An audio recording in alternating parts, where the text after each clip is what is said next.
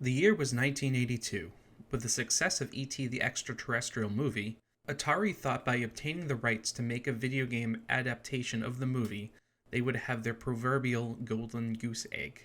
After paying an estimated $20 to $25 million, around 53 to 66 million in today's money, Atari then gave one programmer 5 weeks to make a game that would ship out in time for Christmas to be the big holiday item. Instead of taking the proper time to develop a well-made game, they shipped out a rushed mess of a product that disappointed the masses. E.T. the game then went down to be coined the worst game in history and was the literal straw that broke the gaming camel's back and caused the video game crash of 1983. Speaking of rushed, poorly made games, let's get into my Marvel Avengers review. Much like E.T. the game represented deep flaws in the gaming industry in the early 80s, Avengers represents the underlying disease infecting the video game industry today. While Avengers won't cause the video game market to crash, I do think that bad PR will cause other publishers to rethink releasing rushed and broken games, because from what I'm seeing, the gaming community is at its proverbial wit's end with being exploited, something I'll go over more later in the review. So let's get into what Avengers is as a game. It's a single-player, multiplayer, third-person action-adventure stealth RPG light shooter Destiny 2 clone, sometimes Uncharted clone games as a service. If that seems like Avengers has no identity, that's because it doesn't. It's simply every popular game from the past console generation jammed into one. There's two parts to the game, one being the story-driven single-player and then the loot-grinding-driven multiplayer. The single-player campaign is very similar to the multiplayer, although there are game mechanics that will pop up for parts of missions that you'll never see again at times, and you can expect it to run roughly 7 hours long, although there's a huge asterisk next to that 7 hours that I'll go over later in the review. And unfortunately, the single player is just a shallow, rushed shell to teach people about the multiplayer game modes, and then shove them along into the loot grind. The main gameplay is melee-based. You will have your standard heavy and light attacks along with your dodging and jumping. Each character has 3 meters that build up as you attack enemies that you can use to unleash 3 unique moves for each character. The special attacks are things like Captain America doing a special shield toss that bounces around and hits multiple enemies, or for Kamala Khan being able to stretch herself out to a giant and smash enemies. Without the special moves, the characters can feel very similar to each other, so this does give the combat some variety. Each character also has a special parry ability that functions differently from character to character. For example, holding the right trigger button for Thor will add a thunder attack to his hammer, or if you tap it, you can block certain attacks. Enemies have 3 types of attacks, and each is color-coded. White and yellow attacks can be parried and dodged, while red attacks you must dodge out of the way. The problem is that combat can get so chaotic with dozens of enemies attacking you at once and particle effects everywhere blocking your view at times, it's practically impossible to dodge or parry all attacks. Hey, Buster! Capped out! Come on, let's keep fighting. Thank you kindly.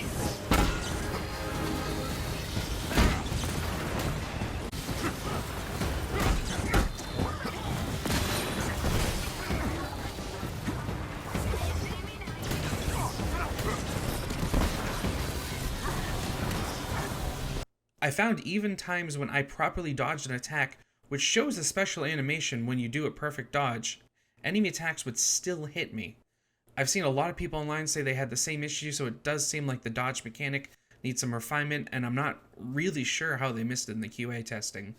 Not to mention, the camera has significant issues and might be the worst implementation of a camera in a AAA game that I have ever seen. I tried every setting in the menu and could not get it to function at even a remotely acceptable way.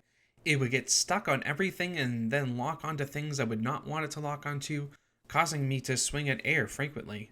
All characters have different ways of traversal around levels. For example, Black Widow has a whip that can lash onto ledges and she can zip around like Batman, or she can even lash onto enemies and pull herself to him, making it so that you can dash around the battlefield, racking up crazy combos. Iron Man and Thor can hover and have a flight mode where you can fly as long as you like around the map, blasting enemies as you go by them. Both Hulk and Captain America can wall run because every game has to have wall running now.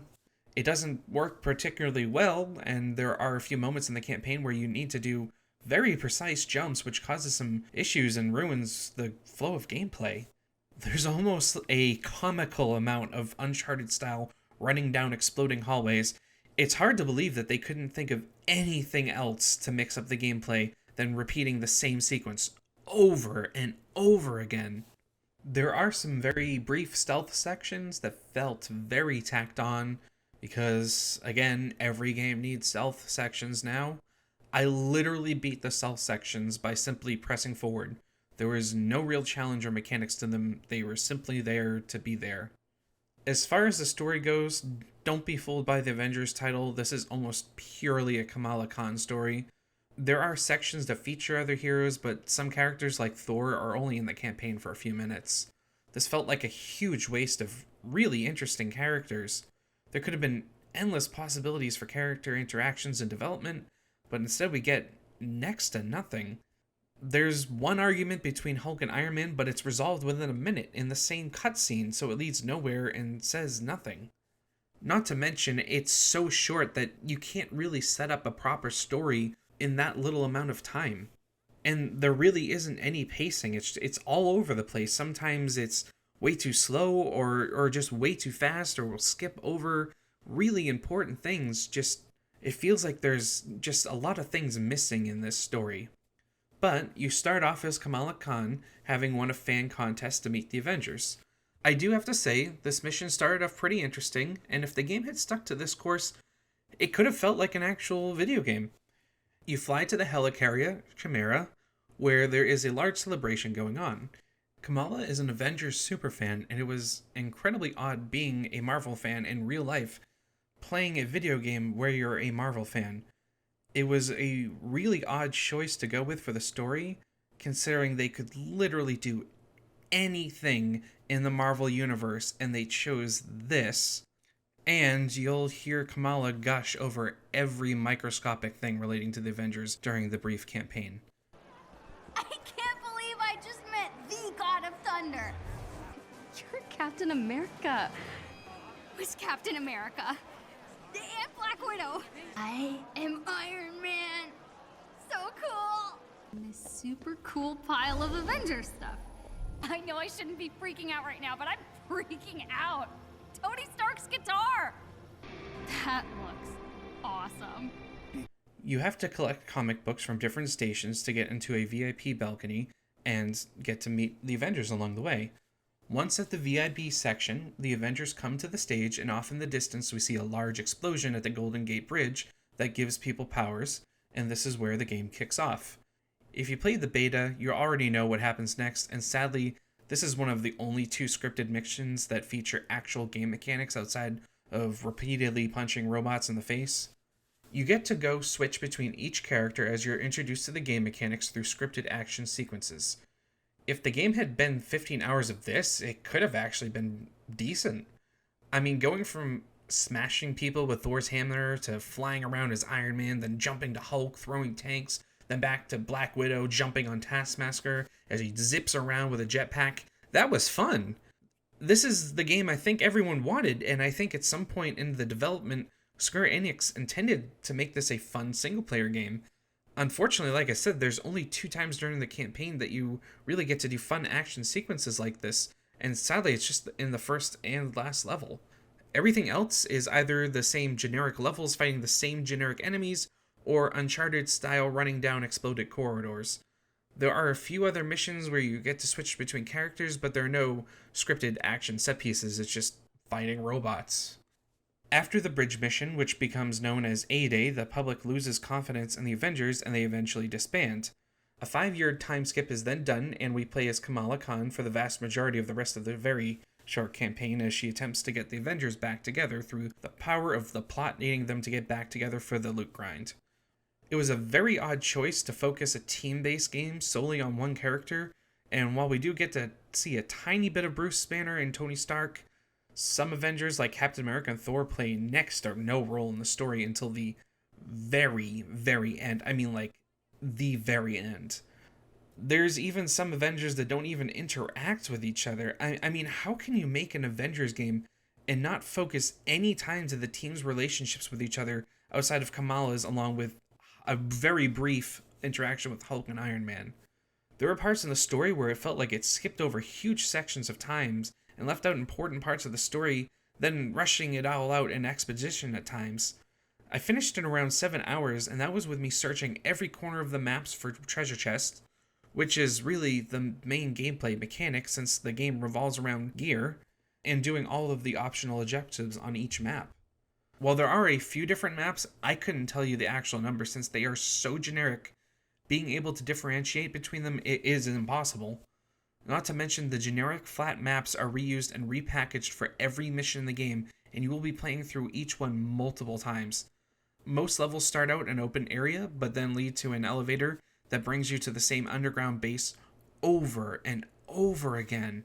You can toggle your focus, which shows the way to your main objective for the mission, and you can also see optional side objectives. The optional objectives are usually just treasure chests, rescuing shield agents, and elite enemies that can reward rare gear. The treasure chests and agents usually are locked behind very simple puzzles that require you to either stand on something or hit something. It can be pretty obnoxious doing them solo as they were clearly designed for multiplayer, but I was still able to do all of them outside of the areas that you had to be a certain hero to access. Since collecting gear and raising your gear score is the main focus of the game, it did seem worth doing the side objectives, although they made the already repetitive missions even more tedious as they were usually spread out pretty far from each other. As far as the gameplay objectives go, it's really just fight the same generic enemies, doing control points while fighting the same generic enemies, or smash something while fighting the same generic enemies. I have honestly never seen such basic game design in any game with a budget even close to this size. There's nothing that makes this game unique. Every single thing in the game has been taken from other games that actually do those things well. Everything in this game is half-baked without any polish. Everything just kind of works sometimes, unless it glitches out, which happens pretty frequently. Of all the amazing and interesting villains and characters in the Marvel Universe, they chose to have 3. Taskmaster, Abomination, and MODOK. This isn't a spoiler since they have such little content in the game. They actually showed all the boss fights in the game's main commercial. Look back to Marvel Ultimate Alliance 1, a PlayStation 2 game. In that game, there were boss fights against Scorpion, Bullseye, Winter Soldier, Radioactive Man, Fing Fang Foom, Crimson Dynamo, Mysterio, MODOK, Brya, Krang, Atuma, Tiger Shark, Kraken, Dragon Man, Ultimo, Grey Gargoyle, Mandarin, Rhino, Shocker, Blackheart, Mephisto, The Wrecking Crew, Lizard, Enchantress, Executioner, Ulik, Curse, Ymir, Baron, Mordo, Ultron, Loki, Starbolt, Galactus, Titanus, Super Skrull, and Doctor Doom. How pathetic is Avengers? 3 villains in this game, and Marvel Ultimate Alliance, a game from 2 generations ago, had dozens. And I even left out some of the bosses, because I didn't want to list off all of them. And yeah, they weren't all over-the-top boss battles with crazy mechanics, although a lot were, but it was still so much fun to just see developers do such a deep dive into the Marvel lore, and the developers of that game had to go and make unique character models for all those villains also. It was clear that Marvel Ultimate Alliance was made by a ton of people who are passionate and loved the Marvel Universe. I see no semblance of passion or creativity in Avengers, just greed and apathy. And yes, Marvel Ultimate Alliance had access to the whole Marvel Universe, but in Avengers they are adding characters later on who are not typical Avengers like Spider-Man and others, so it's kind of unclear what they're actually going for. Speaking of Spider-Man being added in later, who will be an exclusive to PlayStation, meaning people who purchase the game on other platforms get a lesser product for the same price, let's talk about all the horrible and exploitative monetization schemes in Avengers. As I mentioned earlier, Disney's Marvel's Square Enix's Avengers is a games as a service, or GaaS as a short. Games as a service evolved from MMOs, and like most things in the gaming industry, was once a promising idea that could potentially lead to amazing games getting years of updates and content. Unfortunately, like most things, this idea has become more and more perverted over the years, and has since warped into something different and quite frankly disgusting. Now the model for games as a service is to release a half-finished game, often filled with bugs and glitches, then to take the content that was supposed to be in the game at launch and drip feed it back out over months and years. Enjoyment and fun, which are 2 qualities that were the main focus of games in the past, are no longer under any consideration. The only goal is to create a product that will get players addicted to a progression system, usually grinding for gear like in this game, and selling them microtransactions. Studies have shown that the longer people play a game, the more likely they are to buy microtransactions, so games as a service takes a small amount of content and stretches it out as far as it can go in an attempt to annoy people into paying to skip the grind of that progression system. Not to mention the skins in this game cost $14. Yes, one skin can cost $14. This level of greed is something I can't even understand. There's also a battle pass for each individual character requiring you to grind dailies and weeklies to progress it, which is a process I've already found extraordinarily tedious. But of course, you can always pay money to skip the grind because Square Enix is just so kind and cares about its consumers.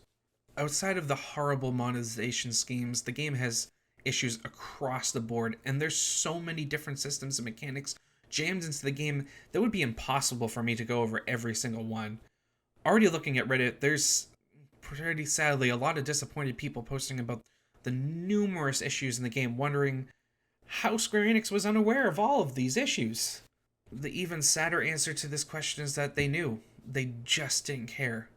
And when I say they, I mean the publishers and Disney corporate leaders. The developers on the ground floor are just people doing their jobs, and they have no control over what goes into the game. The quality of the user experience is of zero consideration to corporate vampires in charge as long as it brings in money. Unfortunately, with any big name brand, people will simply buy it just because it's a big name brand, and corporations like Disney know this and prey upon it. As far as major issues go, the parrying system, and especially the dodging system, is so bad it might need almost a complete rework. They simply don't work, as I said earlier, and with combat being so chaotic, it's not fun getting knocked down because the game doesn't work. The levels are so poorly designed, doing them once felt like a chore. The thought of having to do them a second time, let alone hundreds of times to grind gear, makes me want to cry. The battle passes have been estimated to take 22 days of grinding to complete, and that's for each character, which is utterly absurd. And if you missed even one day, you can't go back and do the daily quest, so it'll just extend the amount of time it'll take to get the battle pass completed. Some of the daily and weekly quests I've seen are quite obnoxious too, and can take a pretty considerable amount of time if you get one of the more annoying ones. You are allowed to re-roll a daily and weekly quest once, but I often would end up with an even more annoying quest than I originally had. The skill trees are also very basic, and they feel like they added in basic combat functions rather than enhance the combat. I foresee extensive reworkings to the skill tree in the future, not to mention some heroes will have to be rebalanced, as I found some of them to be considerably better than others. Also, a lot of the skills frankly just don't work. I've seen widespread reports of this. Like I said, I could go on and on about the issues because from the ground up, this game is just a complete mess. I know how much it can hurt looking forward to a game from your favorite franchise and have it end up being like this, but unfortunately, this is where we're at in the gaming industry now. Even with extensive updates over multiple years, I don't see this game getting even remotely close to becoming a good game. Aggressively mediocre is the best people can hope for unless they delist the game and completely rework it, which then would be an entirely different game at that point. Marvel is known for having high licensing fees also, so I can see this game actually having its servers shut down in a few years' time, depending on how long the deal is with Square Enix and Marvel. It could be 2 or maybe 5 years, but once it's up, if the game isn't enormously profitable, they'll have to shut down the game because Square Enix would lose money in the licensing deal otherwise. But by then, they'll have all the money from all the people who bought the game and the ones who will continue to buy microtransactions over the years, so they won't care. All the time people will put into this game, and all games as a service, mind you, will eventually go to waste as the service will eventually shut down. They have claimed that you only need to activate it online once, then you can play offline, so when the servers shut down, people should still be able to play the game, but the multiplayer was the main focus, and playing with the AI can be utterly obnoxious at times since they will literally do nothing or just get stuck on the environment. So all that being said, I rate Disney's Marvel, Square Enix's Crystal Dynamics, a studio that made Tomb Raider and should be able to make tight platforming sections but for some reason couldn't in Marvel's Avengers, a 4 out of 10.